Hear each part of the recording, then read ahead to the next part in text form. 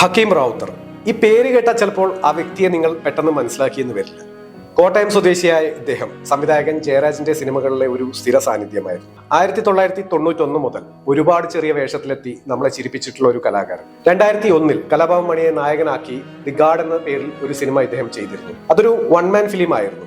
ഇതിൽ എല്ലാ ക്യാരക്ടേഴ്സും കലാഭവൻ മണി തന്നെയായിരുന്നു അഭിനയിച്ചത്. ലോകത്തിലെ ആദ്യത്തെ one man film 1961 Sunil Dutt സംവിധാനം ചെയ്ത് അഭിനയിച്ചിട്ടുള്ള ഹിന്ദിയിലെ യാദേ എന്ന സിനിമയായിരുന്നു. ഇതാണ് ഹക്കീം റാവുത്തർ.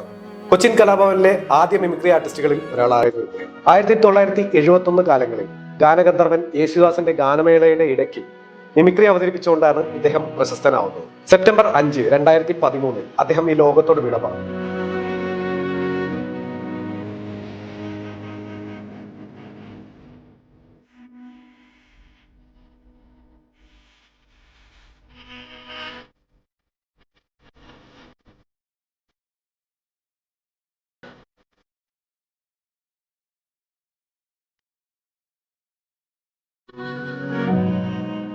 ചെറിയ വേഷത്തിലൂടെ ഒരുപാട് നല്ല തമാശകൾ നമ്മൾക്ക് സമ്മാനിച്ച ഈ ഒരു കലാകാരന്റെ ഇഷ്ടപ്പെട്ട ഒരു സീന് താഴെ കമന്റിൽ പറയാം.